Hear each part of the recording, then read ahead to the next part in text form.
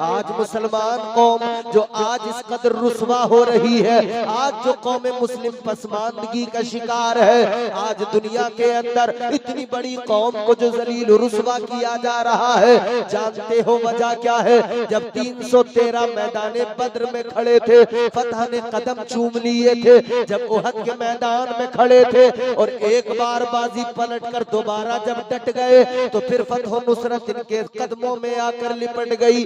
यही गाजी थे जब मैदान हुनैन के अंदर डट गए, फतह नुसरत ने इनके कदमों को पकड़ लिया। अल्लाह की कसम, जब खैबर में अलम लेकर आगे बढ़े, फतह नुसरत ने दामन को थाम लिया। जब 313 थे तब भी कामयाब थे, जब करबला में 72 रह गए तब भी अल्लाह ताला ने फतह नुसरत को इनका मुकद्दर बना दिया। जब 313 थे तब भी कामयाब थे, जब करबला में 72 थे तब भी कामयाब थे।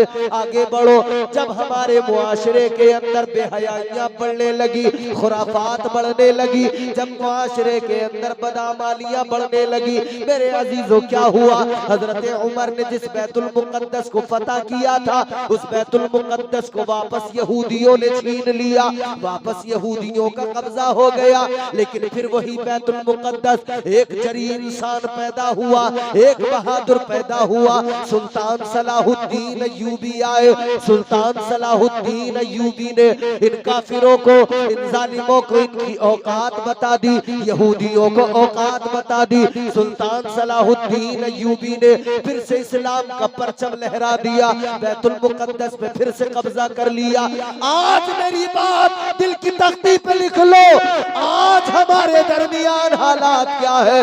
कल सुल्तान सलाहुद्दीन अय्यूबी पैदा हुए, कल नूरुद्दीन जंगी पैदा हुए, कल मोहम्मद बिन कासिम पैदा हुए, कल ऐसे नौजवान पैदा हुए, कल सैयद सालार मसूद गाजी पैदा हुए। आज कोई सलाहुद्दीन अय्यूबी पैदा नहीं होता, आज कोई नूरुद्दीन जंगी पैदा नहीं होता, आज कोई सैयद सालार मसूद गाजी पैदा नहीं होता। वजह क्या है? ऐ लोगों, बात ये है, जब से अमल हमारी जिंदगियों से रुखसत हो गया, तब से हमारी हालत बदतर हो गई, तब से हमारा हाल खराब हो गया। जब से अमली मैदान में कमजोर हो गए, तब से हमारे मुआशरे के अंदर बदामाली ने हमें बुज़दिल भी बना दिया, बदामाली ने बहादुरी भी छीन ली, बदामाली ने कमजोर भी बना दिया। आज जिसको देखो खामोश बैठा है, आज जिसको देखो तमाशाई बना हुआ है। किसने बनाया तमाशाई? उधर फलस्तीन में अगर बम बारूद गिराए जाते हैं, 56 इस्लामी मुमालिक खामोश बैठ जाते हैं। ये बुज़दिली कहाँ से आई? ये बुज़दिली क्यों आ गई? इसलिए आ गई कि जब से ये कौम दुनिया से मोहब्बत करने लगी, दुनिया से प्यार करने लगी, दुनिया की कामयाबी, दुनिया की तरक्की को अपना मकसद समझ लिया, अल्लाह ताला ने इस कौम के अंदर से शुजाअत को छीन लिया।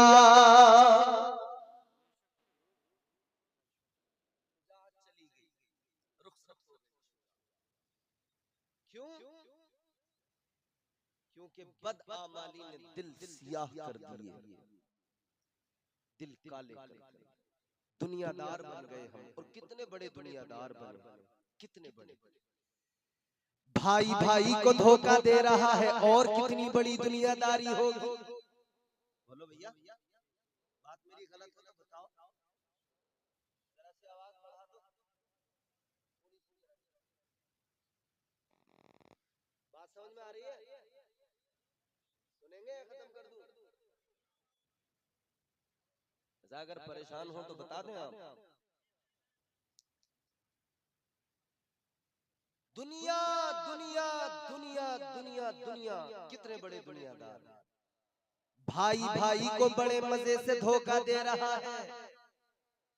एक एक बालिश्त जमीन पर भाई भाई आपस में झगड़ा कर रहे हैं।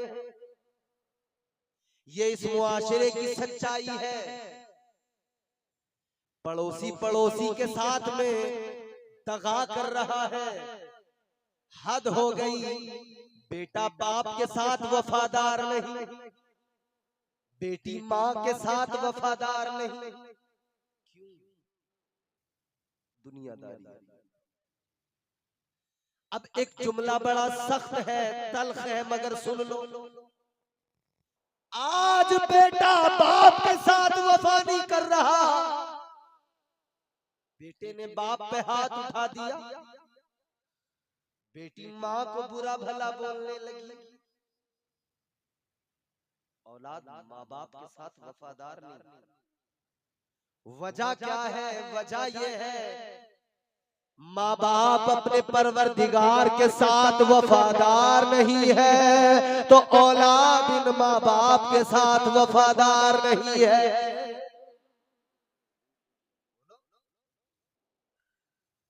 माँ प्यार करती है, बाप प्यार करता है।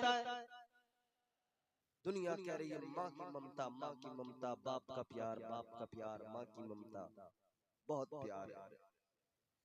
मगर क्या प्यार कर सकती है माँ? कितना प्यार कर सकती है माँ? जो परवरदिगार अपने बंदे के साथ करता है, अल्लाह ताला तो 70 माओं से ज्यादा प्यार करता है।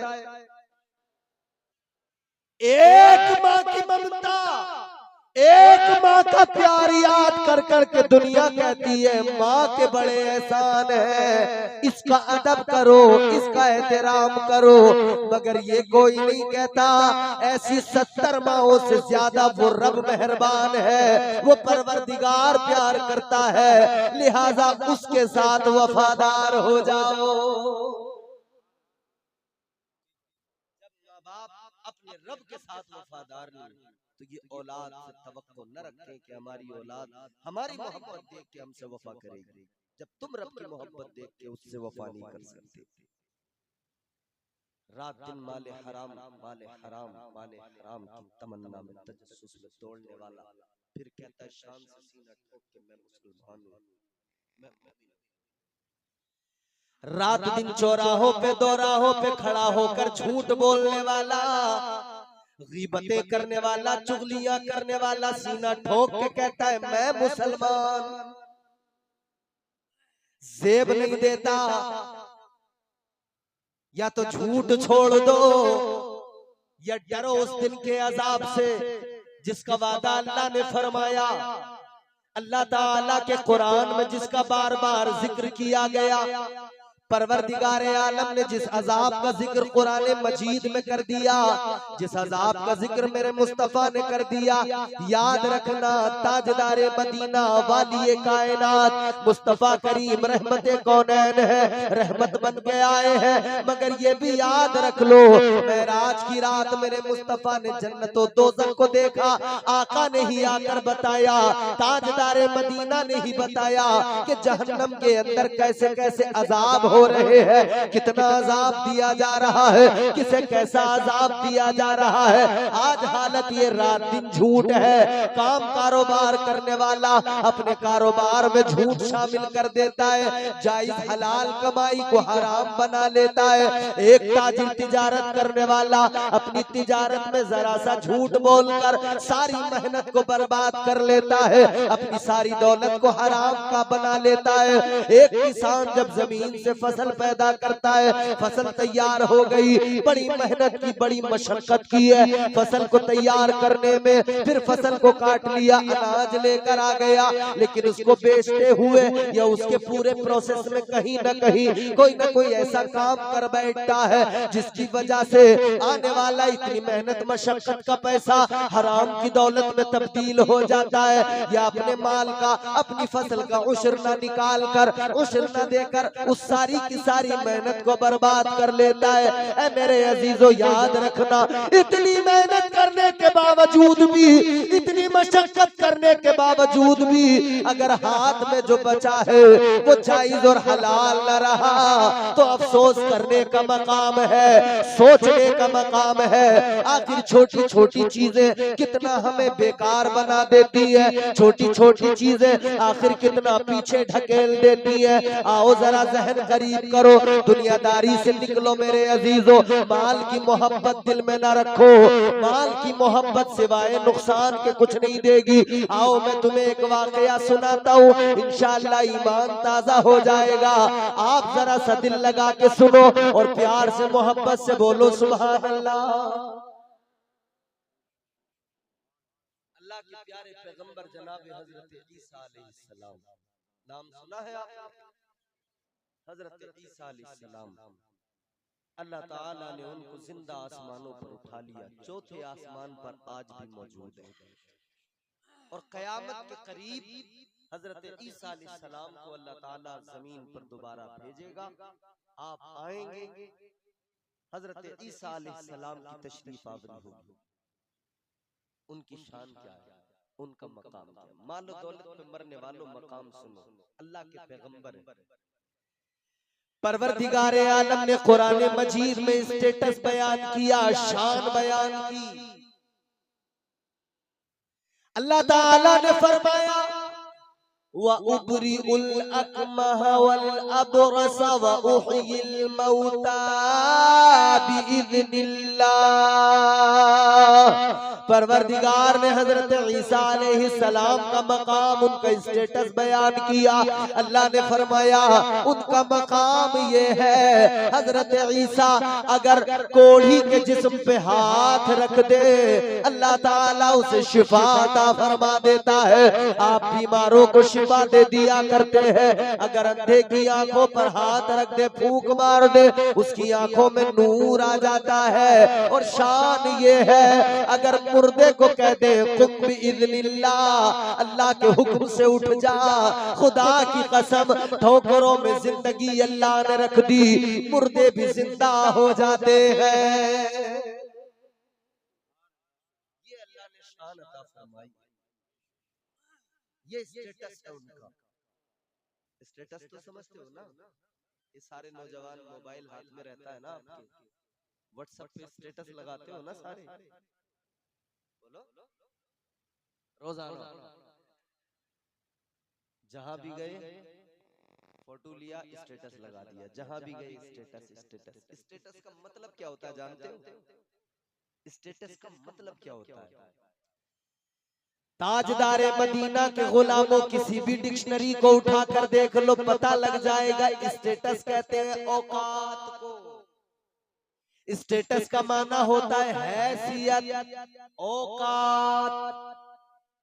तो जब तुम स्टेटस लगाते हो तो पता ये लगा कि आप अपनी औकात बताते हो, अपनी हैसियत दुनिया को बताते हो। अब जो स्टेटस लगाओ तो ये सोच के स्टेटस लगाना कि मेरा स्टेटस मेरी औकात बताएगा। अगर नाचने वाले स्टेटस लगाए तो पता लग जाएगा औकात फकत इतनी है जितना एक बाजा बजाने वाला नाचा करता है, एक रात को नाचने वाला चंद पैसों की खातिर, बस यही औकात है।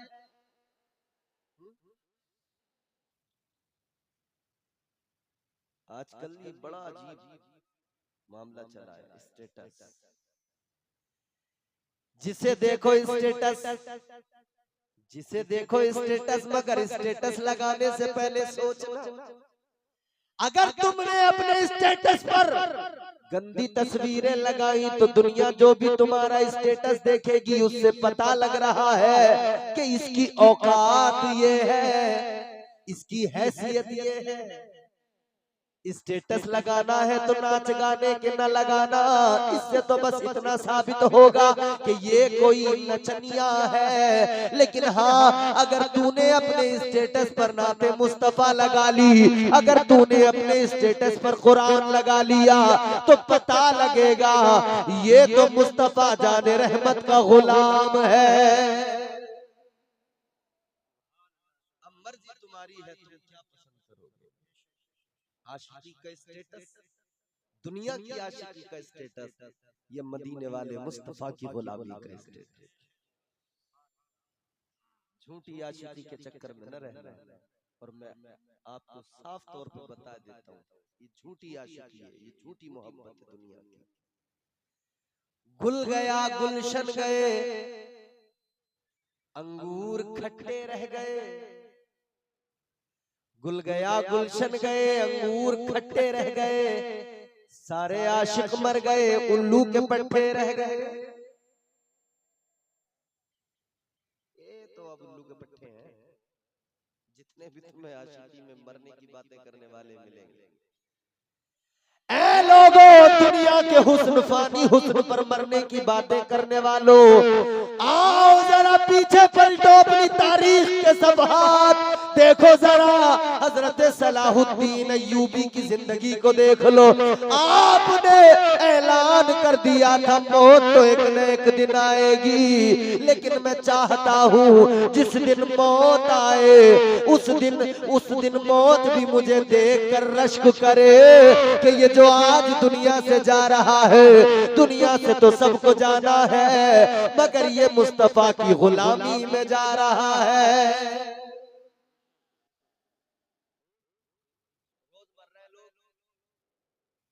रोज मरते भी हैं, रोज पैदा भी होते हैं। कितने मरने वाले मर गए, मगर कभी उन मरने वालों ने तुम्हें कभी अपना हाल अगर सुना दिया होता, खुदा की कसम कलेजे फट जाते। ये रजबुल मुरज्जब का महीना है। एक तरफ तो मौला अली ताजदारे विलायत शेरे खुदा हैदर कर्रार की विलादत का दिन अभी गुजरा 13 रजबुल मुरज्जब। दामादे पैगंबर फातह खैबर मुश्किल कुशा हैदर कर्रार मौला अली। आओ मौला अली की विलादत के मौके पर मौला अली की बात सुनाए देता हूँ, मोहब्बत से बोलो सुभान अल्लाह। मौला अली एक रोज कब्रिस्तान गए। कब्रिस्तान के अंदर खड़े होकर आपने कब्र वालों की तरफ मुखातिब होकर फरमाने लगे, ऐ कब्र वालों किस हाल में हो बताओ, ऐ कब्र वालों बताओ जरा किस हाल में हो। कब्रों के अंदर से आवाज आई, अली हाल न पूछो। मौला अली ने फरमाया, मैं तुम्हें इधर का हाल बताए देता हूँ। कहने लगे, अली क्या हाल है उधर?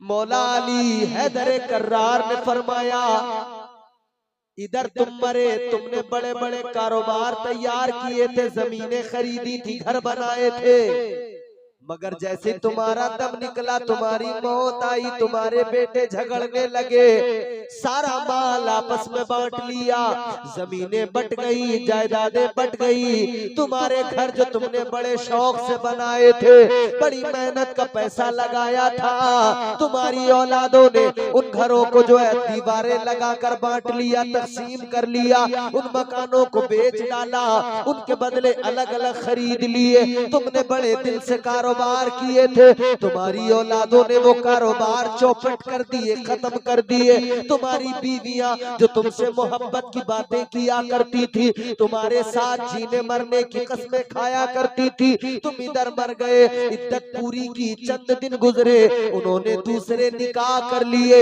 अब वो दूसरों के साथ वही बातें करने लगी है, तुम बताओ तुम्हारा हाल क्या है? इतना आपने जैसी फरमाया, कब्रों के अंदर से रोने की आवाजें आई, चीखने की आवाजें आई, ऐ अली हाल न पूछो, जिस दुनिया के लिए हमने सब कुछ किया, जिस दुनिया के लिए कब्र को भूल गए, ऐ अली हमने औलादों का भला चाहा, बीवियों का भला चाहा, हमने दुनिया संवारना चाहा, लेकिन अली जब हम कब्रों के अंदर आए, हमारे अपने हमें तन्हा छोड़ गए, हमारे बीवी बच्चे हमें, हमारे साथ कोई नहीं आया, सबने तन्हा छोड़ दिया, सबकी मोहब्बतों ने दम तोड़ दिया, अली हमें कब्रों में दबा दिया गया। वो हमारे बाल जिन पर हम बड़ा फख्र करते थे, जो हमारे बाल थे, जो हम अपने बाल संवार के खुशबू लगा के तेल लगा के चलते थे, वो हमारे सारे के सारे बाल झड़ गए।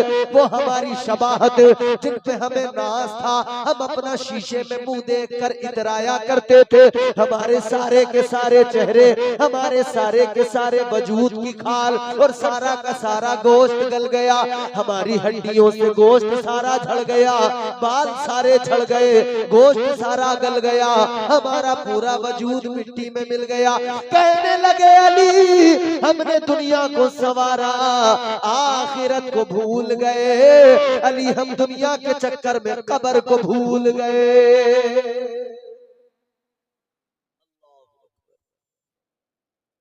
बात समझ में आ रही? ना ऐसी वाली जरा कम आती है समझ, वो वाली ज्यादा आती है जिसमें मजा हो, कॉमेडी हो, एकदम जन्नत मिलती हो, बगैर कुछ करे जन्नत मिलती। बस मौलाना साहब यूं कहने के अरे जन्नत, जन्नत तो तुम्हारी है। जन्नत में जाने से पहले मेरे अजीजों, जन्नत में जाने की जो राहें हैं उन्हें हमवार बनाओ। और जानते हो मेरे हुजूर ने फरमाया, जब बंदा कब्र में जाता है ना, दबाती है कब्र। क्या करती है? मोमिन, ईमान वाला, नेक, परहेजगार, मुत्तकी या कोई गुनाहगार, गुनाहगार कब्र में जाए, कब्र तब भी दबाएगी। नेक परहेजगार कब्र में जाए, कब्र तब भी दबाएगी। इधर सुनो, मेरी तरफ देखो। नेक परहेजगार कब्र में जाए, कब्र तब भी दबाएगी। गुनाहगार कब्र में जाए, कब्र तब भी दबाएगी। दोनों को बराबर कब्र दबाती है। मेरे आका ने फरमाया, दबाती दोनों को है, मगर जरा सा फर्क है।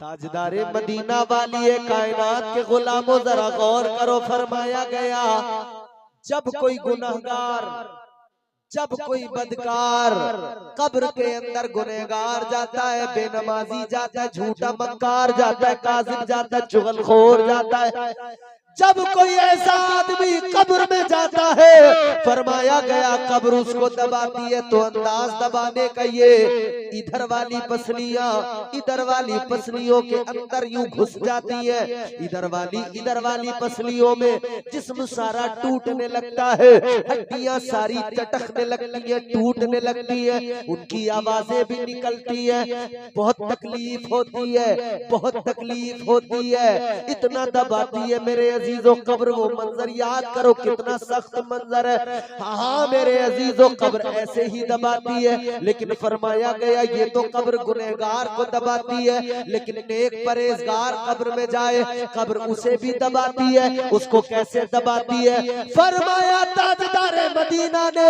वाली कायनात ने फरमाया, जब नेक परहेजगार कब्र में जाता है, कब्र उसको भी दबाती है, मगर अंदाज ये होता है जैसे कोई माँ अपने बच्चे को गोद में लेकर प्यार से, ममता से दबाती है, वैसे ही नेक इंसान को कब्र भी दबाया करती है।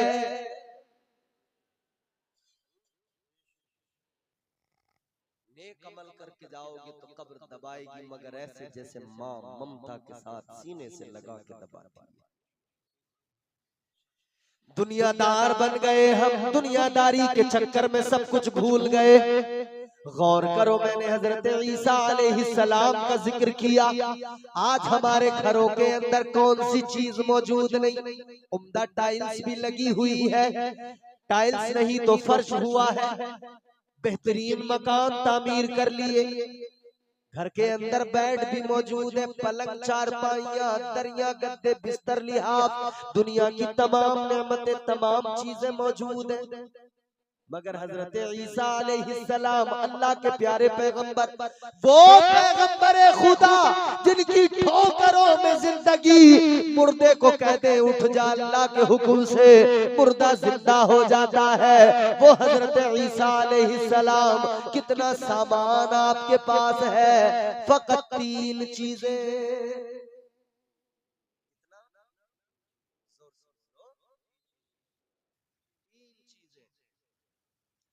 ठंड के मौसम में पानी गर्म चाहिए, दिक्कत हो रही थी तो घर में हमने गीजर लगवा लिया। बोलो, गर्मी में गर्मी ना लगे तो हमने एसी लगवा ली। हमने घर के अंदर बड़े बड़े कूलर मंगवा लिए। पानी गिलास में पीना था तो शीशे के बड़े बड़े उम्दा गिलास मंगाए। मिट्टी के गिलास में भी पी सकते थे, मिट्टी के प्याले में भी पी सकते थे। सबकी बात कर रहा हूँ, दुनिया का यही माहौल है। मैं ये नहीं कहता कि मैं मिट्टी के गिलासों में पानी पी रहा हूँ या मैं बहुत बड़ा कोई मुत्त, मैं और आप हम सब बराबर हैं। हमें खुद को बदलना। हजरत ईसा अलैहिस्सलाम पैगंबरे खुदा, क्या है हजरत ईसा के पास में? फकत 3 चीजें। क्या है 3 चीजें? एक प्याला जिससे पानी पीते हैं, एक कंघा जिससे अपनी दाढ़ी को संवारते हैं, एक ईंट है जब सोते हैं तो सर के नीचे रख लेते हैं, तकिया बना लेते हैं। ये 3 चीजें, चौथी कोई चीज नहीं, कोई चीज नहीं चौथी।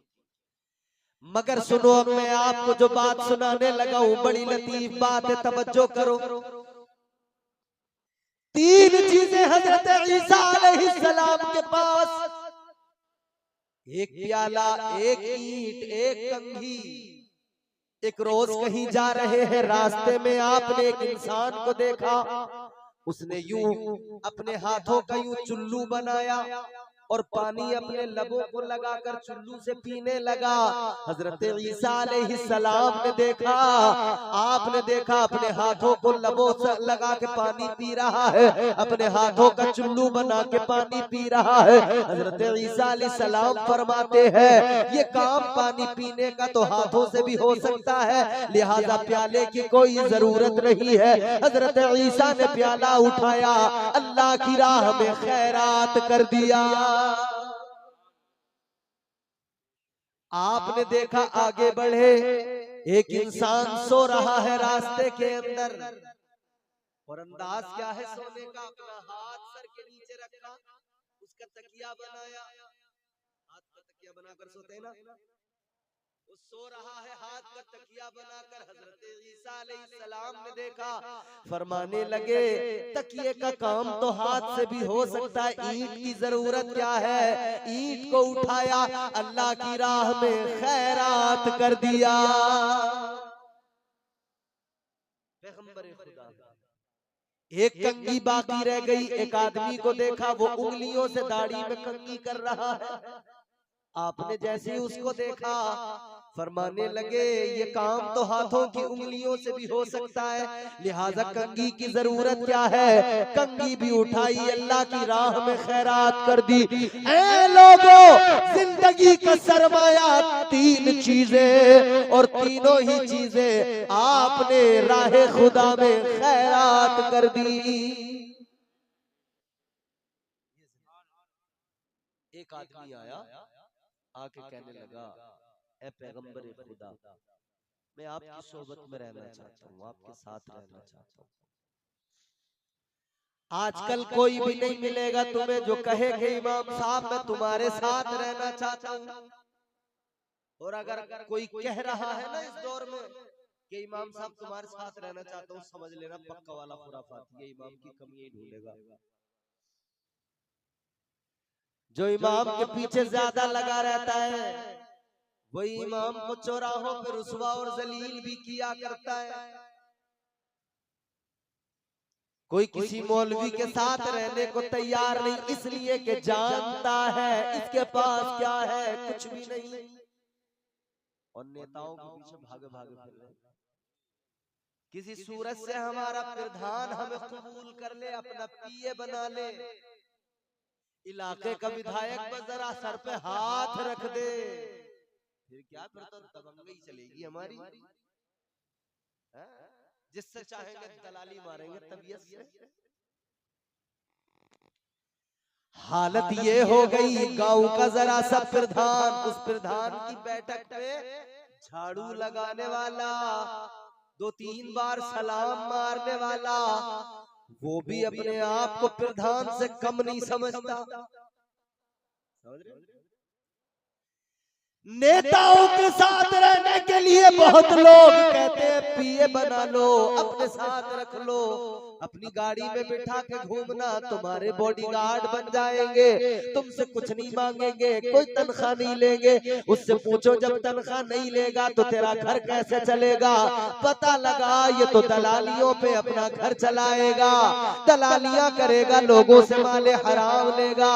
याद रखना आज दलालियां कर करके माले हराम तू जितना कमा ले, बच्चे खाएंगे, हिसाब कयामत में तुझे देना पड़ेगा। बीवी कह देगी या अल्लाह हमें नहीं पता कहां से लाया, ये लाया। बच्चे कह देंगे या अल्लाह हमें नहीं पता कहां से लाया, अब्बा लाया। देते रहिए हिसाब। कहने लगा हुजूर, ऐ अल्लाह के पैगंबर, मैं आपकी सोबत में आपके साथ रहना चाहता हूँ। हजरत ईसा अलैहिस्सलाम ने फरमाया रह लो, मगर एक शर्त है। क्या शर्त है? हजरत ईसा अलैहिस्सलाम ने फरमाया शर्त ये है, दुनियादारी को छोड़ना पड़ेगा, दुनियादारी को तर्क करना पड़ेगा। सारे झमेले जो भी है ना दुनियादारी के, बात यहीं से शुरू होती है, यहीं खत्म होती है। झूठ, गीबत, चुगली, मक्कारी, अय्यारी, दलाली, दुनिया भर की जो भी चीजें वो दुनियादारी के लिए, यहीं से बात शुरू होती है, यहीं खत्म होती है।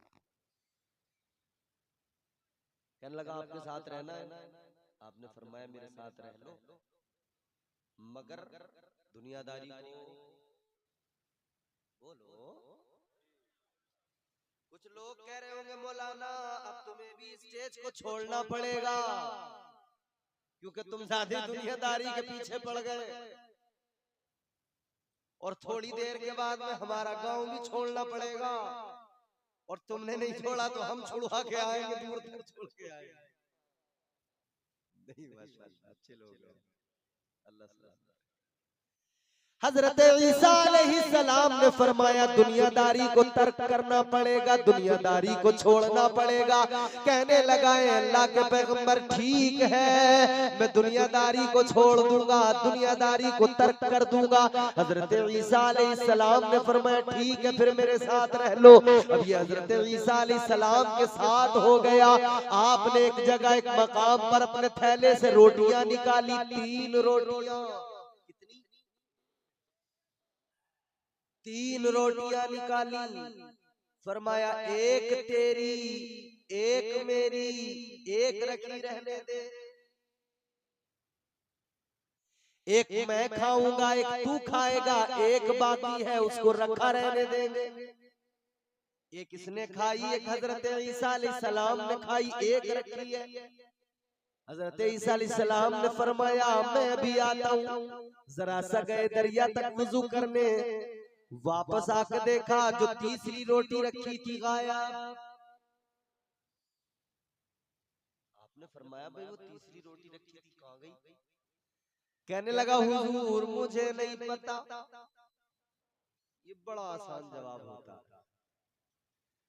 किसी का कोई सामान चोरी हो जाए, चोर से तुम 100 बार पूछ लो, कहेगा मुझे नहीं पता है? घर के अंदर बटुए में 10,000 रुपए रखे थे, 5 निकल गए, 5 बाकी रह गए। घर के एक आदमी से पूछ लिया कहाँ गए, सबका यही जवाब हमें नहीं पता है? कोई कहता तो नहीं है। तो फिर क्या करते, थकार के बोले हो ये ऐसे नहीं मानेंगे, चलो किसी बाबा को बुलाओ या बाबा के पास चलो, चावल पड़वा के लाएंगे। बोले वो पड़े हुए चावल जैसे खाएगा चोर, खून की उल्टी कर देगा, खून की उल्टी हो जाएगी, खून की। बाबा के पास चले गए, कहने लगे बाबा 5,000 चोरी हो गए, 5 रह गए, चावल पड़ के दे दो, चीनी पड़ के दे दो, पानी पड़ के दे दो। बाबा बोले अच्छा, बिल्कुल। बोले मैं ऐसे पढ़ के दूंगा चावल, खून की उल्टी आएगी, नहीं बताएगा तो फिर तुम देखना क्या होगा, पैसे तुम्हारे जरूर मिलेंगे। तो कहा अच्छा क्या करे, का चावल पढ़ के दूंगा। 5,000 रुपए बाबा ने ले लिए, 5 पहले चोरी हो गए थे, जो बाकी बटुए में 5 थे वो बाबा ले गया, बटुआ खाली। ये भी बहुत बड़ा दुनियादार, ये तो खुद अपनी दुकानदारी चला रहा है, ये तो खुद इतना बड़ा दुकानदार है मियां। एक बात सुनो मेरी, एक बात, मेरी बात जरा सा बताऊं मुझे। कोई आदमी परेशान है, किसी का कारोबार नहीं चल रहा, जिसका कारोबार नहीं चल रहा, जो परेशान है, तो परेशान आदमी क्यों जाता है कि मेरी परेशानी दूर हो। और वो जो बैठा है वो खुद इतना बड़ा परेशान है, वो खुद उधर दुकान पे बैठ के दुआ कर रहा है, अल्लाह परेशान लोगों को मेरे पास भेज दे। यानी उसकी तो खुद तमन्ना ये है कि लोग ज्यादा परेशान हो, मेरे पास ज्यादा आए। ये परेशानियां खत्म करने बैठा है या लोगों की परेशानियां बढ़ाने बैठा है। ताजदारे मदीना वाली कायनात के गुलामों, ये जवाब बड़ा आसान होता है, क्या हुआ, कहाँ गया सामान, कह दिया हमें नहीं पता। हजरत ईसा अलैहिस्सलाम ने पूछा तीसरी रोटी कहाँ गई, बोला मुझे नहीं पता। अच्छा, आपने फरमाया चल फिर मेरे साथ कोई बात नहीं, आगे लेकर चल। आपने फरमाया मैं भी पैगंबर हूँ अल्लाह का, तू बताएगा।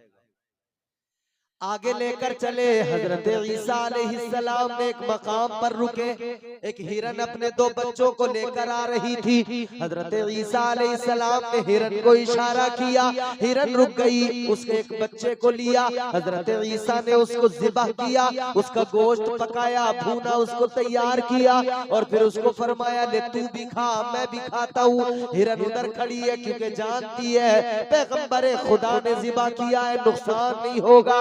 अल्लाह अकबर। गोश्त दोनों ने खाया। हजरत ईसा अलैहिस्सलाम ने फरमाया हड्डियां नहीं फेंकना, हड्डियां सारी जमा कर लेना। हड्डियां सारी जमा कर ली गई। आपने कहा तू भी खा मैं भी खाता हूं। दोनों ने गोश्त खाया, हड्डियां जमा कर ली। हजरत ईसा ने खाने के बाद में हड्डियों पर हाथ रखा, फरमाया कुम बिइज़्निल्लाह, अल्लाह के हुक्म से जिंदा हो जा। उन हड्डियों पे गोश्त लगा, गोश्त लगा तो उस पर गोश्त के बाद में खाल बाल सब लग गए। वो हिरन का बच्चा अल्लाह के हुक्म से दोबारा जिंदा हो गया। बड़ा मौजज़ा था ना, बड़ा मौजज़ा था ना। मुर्दा हिरन का बच्चा जिसको पका के खा लिया था, जिंदा हो गया। हिरन ने अपना बच्चा लिया, हिरन इधर चली। हजरत ईसा अलैहिस्सलाम ने फरमाया तूने मौजज़ा देखा, हिरन का बच्चा जिंदा हो गया। कहने लगा जी हुजूर। तो फरमाया अब तो मौजज़ा भी देख लिया, अब बता दे तीसरी रोटी कहाँ गई। कहने लगा हुजूर मुझे नहीं पता। मौजज़ा देख के भी कह रहा मुझे हज़रत ईसा अलैहिस्सलाम ने फरमाया चल ठीक है कोई बात नहीं, आगे बढ़े, हाथ पकड़ा लेकर चले। रास्ते में दरिया आ गया, दरिया को पार करना था, कोई नाव नहीं, कोई कश्ती नहीं। हज़रत ईसा अलैहिस्सलाम ने फरमाया दरिया को पार करना। कहने लगा हुजूर कैसे, नाव नहीं, कश्ती नहीं। फरमाया घबराता क्यों है, मैं अल्लाह का पैगंबर हूँ, हाथ पकड़ा लेकर चले। खुदा की कसम दरिया के ऊपर ऐसे चलते चले गए जैसे कोई रास्ते पे चलता हुआ जाता है, इसी तरह पानी के ऊपर चलते हुए दरिया को पार कर लिया। इसने ये मौजज़ा भी देखा। आपने फरमाया तूने मौजज़ा देख लिया। कहने लगा जी देख लिया। फरमाया अब बता दे तीसरी रोटी कहाँ गई। कहने लगा हुजूर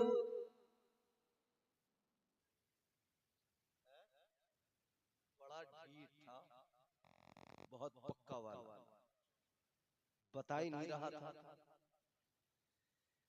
आपने फरमाया कोई बात नहीं, आगे लेकर चले। रेत ही रेत, रेगिस्तान से गुजर हो रहा है। अब जरा तवज्जो करो, हजरत ईसा अलैहिस्सलाम ने रेत के ढेर लगाए, 3 ढेर लगाए बराबर बराबर, 1 2 3। रेत के ढेर लगाए और उसके बाद में पैगंबरे खुदा हजरत ईसा अलैहिस्सलाम ने रेत के ढेर लगाकर फूंक मारी। फूंक मारना था, वो रेत के ढेर सोने के ढेर बन गए। जब वो सोने के ढेर बन गए, हजरत ईसा अलैहिस्सलाम ने फरमाया, सुन ले, एक सोने का ढेर तेरा, एक सोने का ढेर मेरा, और एक उसका जिसने तीसरी रोटी खाई थी। कहने लगा, हुजूर वो तीसरी रोटी तो मैंने खाई थी।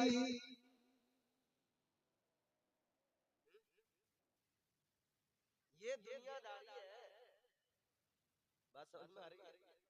इतने बड़े दुनियादार, जब माल दौलत की बात आई तो फौरन कह दिया, हाँ मैंने खाई थी। वो तो पहले सोच रहा था कि भाई इकरार कर लिया तो शर्मिंदा होना पड़ेगा, अब इसे पता लगा कि माल मिलेगा इसके बदले। फौरन कह दिया, तीसरी रोटी मैंने खाई थी। बात खत्म कर रहा हूं, जल्दी सुन लो मोहब्बत से। हजरत ईसा अलैहिस्सलाम ने फरमाया, देख सुन, मुझे माल का क्या करना है। मुझे माल का अगर कुछ करना होता तो जब मैं फूंक मार के सोना बनाना जानता हूँ तो मैं सोने के महल में भी रह सकता था, सोने के तख्त पे भी बैठ सकता था, मगर मुझे मालो दौलत की तमन्ना और उससे कोई मोहब्बत नहीं है। मुझे मालो दौलत की कोई हाजत नहीं है। मैंने तो तीन चीजें थी वो भी राह खुदा में खैरात कर दी। फरमाने लगे, मैं इस माल का क्या करूंगा, जब ये माल भी तू रख ले, तू अपनी दुनिया कर ले, तुझे जैसा करना है। तूने दुनियादारी नहीं छोड़ी, तूने मेरे साथ में ये धोखा किया, मगर जो धोखा देता है उसे धोखा मिलता जरूर है, ये याद रखना।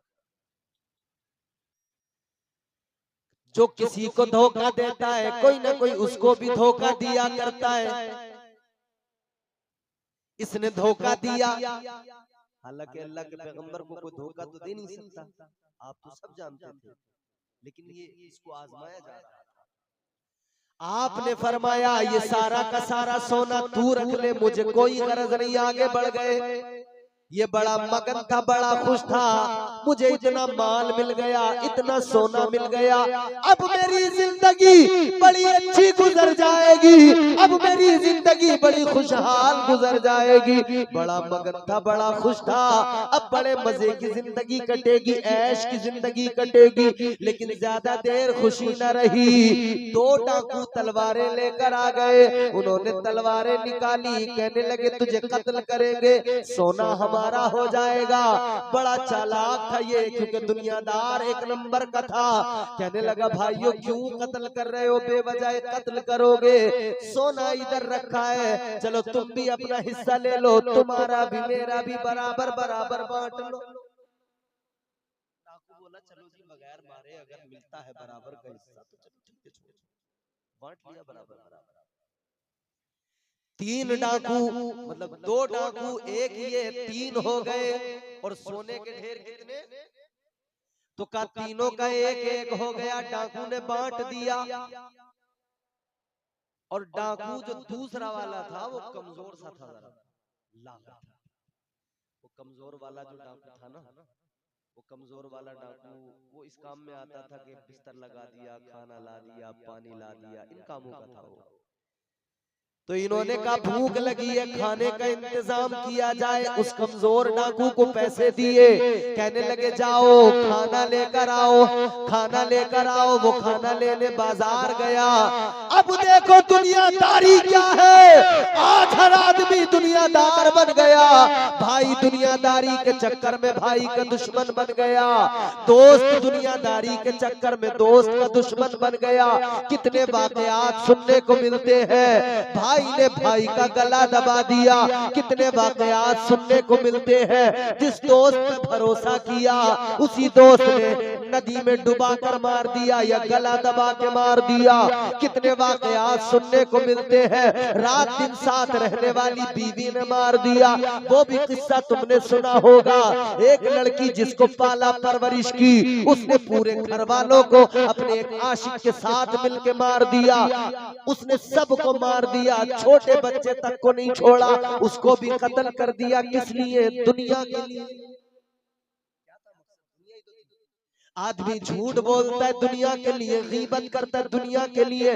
जिस दिन आदमी दुनियादारी से दूर होगा, दीनदारी के करीब आएगा, खुदा की कसम जिंदगी बदलने लगेगी। फिर दीन के काम अच्छे लगने लगेंगे, फिर मस्जिदों में जाना अच्छा लगने लगेगा, फिर सर झुकाना अच्छा लगने लगेगा, फिर अपना पैसा अल्लाह के नाम पर लुटाना अच्छा लगने लगेगा, फिर गरीबों की मदद करना अच्छा लगने लगेगा, फिर बड़ों से प्यार करना, उनका अदब करना अच्छा लगने लगेगा, फिर छोटों पर मोहब्बत शफकत करना अच्छा लगने लगेगा, फिर अपनों से कमजोर को इज्जत देना अच्छा लगने लगेगा, फिर गरीबों के साथ में भलाई करना अच्छा लगने लगेगा, फिर किसी पर बंदा उंगली नहीं उठाएगा, फिर किसी की गीबत नहीं करेगा, फिर कोई झूठ बोलेगा नहीं, क्योंकि दुनियादारी निकल जाएगी। याद रखना मेरे अजीजों, अब ये आदमी बड़ा दुनियादार था, अल्लाह के पैगंबर के साथ रहा तब भी दुनियादार ही था। अब इस दुनियादार ने क्या किया, इसके अंदर वही माल की तमाम माल का लालच। इसने उस डाकू से कहा, ये जो कमजोर सा डाकू तुम्हारे साथ रहता है, क्यों इसको बराबर का हिस्सा देते हो? ये तो बराबर का काम भी नहीं कर पाता होगा। कहने लगा, हाँ बराबर का काम तो नहीं कर पाता, लेकिन बात ये है, ये मुझे पानी ला के देता है, ये मुझे खाना ला के देता है, ये मेरा बिस्तर लगाता है, इसीलिए मैं इसको भी बराबर का हिस्सा देता हूँ। ये दुनियादार आदमी कहने लगा, ए डाकू बात सुन ले, आज इतना माल हाथ आया है, इतनी दौलत हाथ आई है, सारी जिंदगी ऐश में गुजर जाएगी, क्यों एक हिस्सा पूरा उसको दे रहा है? एक काम कर ले, जैसे वो आए हम उसको दोनों मिलकर मार देंगे, कत्ल कर देंगे, फिर सारा माल हम दोनों का हो जाएगा, फिर सारी दौलत हमारी हो जाएगी, सारे माल पे कब्जा हमारा होगा। इसने कहा, बात तो ठीक कहता है, दोनों की प्लानिंग हो गई, दोनों का मशवरा हो गया। जब नियतों में खोट होती है, जब दुनियादारी इस दर्जा गालिब आ जाती है, जब धोखा देना आदत और फितरत में शामिल हो जाए, तो फिर धोखा उठाना भी पड़ता है, फिर धोखा खाना भी पड़ता है। इधर वो खाना लेने जो गया था, वो कमजोर वाला, उसने भी सोचा, उसके भी दिमाग में ये बात पैदा हुई, वो भी सोचने लगा, कब तक इसका बिस्तर लगाऊं, कब तक इसके लिए खाना लाऊं, कब तक इसके लिए पानी का इंतजाम करूं, कब तक इसकी नौकरी करता रहूं। सोचने लगा, आज इतना माल मिला है, आज इतना माल है, अगर सारा मेरा हो जाए, सारी जिंदगी बैठ के ऐश के साथ गुजार लूंगा, सारी जिंदगी मजे में गुजर जाएगी। इसकी भी नीयत डगमगा गई। इसने कहा, चलो खाने में जहर मिलाए देता हूँ, खाना खाएंगे दोनों मर जाएंगे, माल सारा मेरा हो जाएगा। इसकी भी नीयत बदल गई। इसने खाने में जहर मिलाया, खाना जैसे लेके आया, इसने खाना उनको दिया। इन्होंने दोनों ने पहले से तैयारी कर रखी थी। ये दोनों उस पर झपटे, दोनों ने उस पर वार किया, कत्ल कर दिया, दरिया में डाल दिया। अब बड़े खुश थे कि माल हमारा हो गया, अब बड़े मगन थे कि माल पूरा हमारा हो गया। लेकिन भूख लगी थी, खाना खाने बैठ गए। जैसे खाना खाया तो जहर ने अपना काम दिखाया। अब जहर ने अंदर जाकर जब काम किया, जिगर कटने लगा, आंतें कटने लगी, कलेजे फेफड़े कटने लगे, कट कट के मुंह के बाहर खून निकलने लगा, खून निकलने लगा, अंदर से कलेजा कट कट के बाहर आने लगा। अब दोनों के दोनों रो रहे हैं, माल एक तरफ रखा है और ये दोनों रो रो के कह रहे हैं, कोई आए हमारा सारा माल ले जाए, बस आज हमें कोई बचा ले।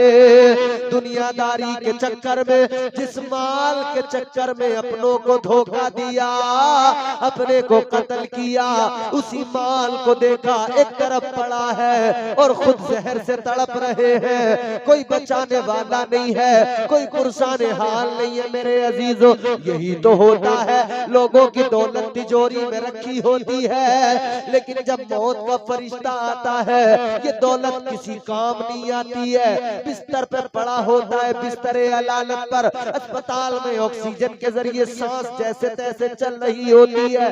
अब घर वाले कहते दौलत जितनी लग जाए अब्बा मेरा बच जाए, मगर कैसे बचेगा अब्बा, आज दौलत नहीं बचाएगी, आज तो दुनिया को छोड़ के जाना है। बस सोचना इतना है, जा तो रहे हैं मगर मौत ऐसे आ जाए, ऐसे जान जिस्म से निकल जाए जैसे फूल से खुशबू निकल जाती है, ऐसे जिस्म से जान निकल जाए जैसे आटे से बाल निकल जाता है, ऐसे निकल जाए और कब्र की मंजिल आसान हो जाए।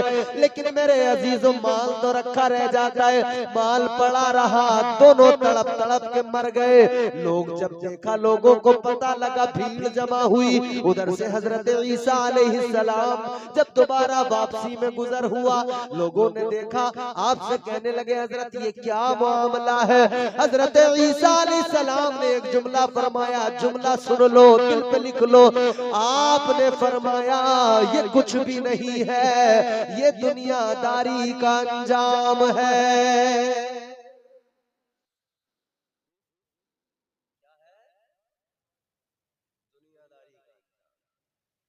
अब फैसला आपको और हमें करना है कि हमें दुनियादार बनना है या दीनदार बनना है। मैं एक एक चीज की वजाहत करूं और बोलता चला जाऊं, वक्त गुजरता जाएगा, मैं बोलता जाऊंगा, मगर मैंने आपको 100 बातों की एक बात बता दी। दुनियादारी और दीनदारी दो ही चीजें हैं। बंदा दुनियादार है तो फिर अमल के मैदान में कच्चा है, फिर वो कुछ भी बासानी कर लेगा, झूठ, गीबत, चुगली, माले हराम, सब कुछ, सूद, ब्याज। और आजकल तुम देख रहे हो ना, दुनिया ने हमें कैसा बना दिया। यहूदी आज मुसलमानों पर जुल्म ज्यादती कर रहे हैं, फिलिस्तीन के मुसलमानों को मार रहे हैं, जानते हो? ये यहूदी इतना स्ट्रॉन्ग कैसे हुआ, इतना मजबूत कैसे हुआ? दुनिया भर में यहूदी हैं तो बहुत थोड़े से, ये तो आप जानते हो ना। इजराइल कितने हैं? बहुत थोड़े से, बहुत थोड़े से, मगर इनकी पावर जानते हो? पूरी दुनिया इनके कंट्रोल में है। थोड़े से यहूदी दुनिया इनके कंट्रोल में कैसे? जितनी बड़ी बड़ी कंपनियां हैं सब इनकी, जितने प्रोडक्ट हमारे दरमियान आ रहे हैं, हम अपने घरों में इस्तेमाल कर रहे हैं, सारे यहूदियों के, बड़ी बड़ी कंपनियां यहूदियों की। कैसे हुए इतने स्ट्रॉन्ग? एक सिस्टम था जिसने इन्हें स्ट्रॉन्ग कर दिया, और वो सिस्टम जब तक तुम खत्म नहीं करोगे तब तक इनकी कमर नहीं टूटेगी। वो इनकी रीढ़ की हड्डी है, और वो सिस्टम सूद का सिस्टम है। जिस सूद और ब्याज के सिस्टम ने मुसलमान को कमजोर बना दिया, यहूदियों को ताकतवर बना दिया। अगर मुसलमान अहद कर ले, मैं सूद ब्याज से बिल्कुल दूर हो जाऊंगा, यहूदियों की कमर टूट जाएगी, कमर टूट जाएगी। पैसा तुम्हारा होता है, मजा साहूकार का आता है। पैसा तुम्हारी मेहनत का होता है, दुनिया भर का पैसा होता है, और मजा ये यहूदी लेते हैं। सूद ब्याज बहुत बुरी बला है, और आजकल इतना आम है, गांवों में समूह बन रहे हैं, औरतों के समूह बन रहे हैं, कह रही है भैंस खरीदने के लिए हम कर्जा ले रहे हैं। अभी पीछे इतना बड़ा स्कैम हुआ है कि औरतों की इज्जतें दांव पे लग गई। आपने, अगर ये नौजवान है यहाँ पे, इन्होंने मोबाइल चलाते न्यूज पढ़ी होगी आपने, कितनी औरतों की इज्जतों की नीलामी हो रही है इस सूद के सिस्टम में। कितने नौजवान मोबाइल एप्लीकेशंस पर यूं ही किसी से जो ऐड देखते ना कि यहाँ से लोन ले लो 5,000, 10,000 का, 20,000, 50,000 का, वो ले लिया, और फिर उसके बाद में ऐसी जान जंजाल में पड़ जाती है, ऐसी मुसीबत में फंस जाते हैं कि निकल नहीं पाते। एक वाकया मैंने पढ़ा था न्यूज में, उसमें ये था कि एक आदमी ने इसी वजह से खुदकुशी कर ली। ये ऐसा चाल है जिसमें से बंदा निकल नहीं पाता।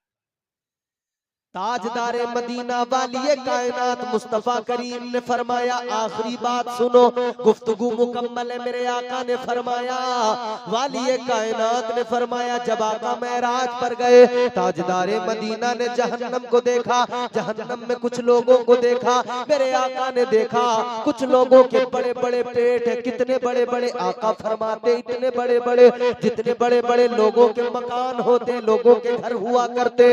ताजदारे मदीना मदीना ने फरमाया इतने बड़े बड़े पेट उन लोगों के, और उनके पेट के अंदर सांप जहरीले, बिच्छू जहरीले, जहरीले जानवर हैं जो उनको मुसलसल डस रहे हैं, वो तड़प रहे हैं। अल्लाहु अकबर। मेरे आका ने फरमाया बुलबुले सिदरा से, ऐ जिब्राइल ये कौन लोग हैं जिन पर ये सख्त अजाब हो रहा है? ताइरे सिदरा कहने लगे या रसूल अल्लाह, ये वो लोग हैं जो दुनिया में सूद का पैसा खाते थे।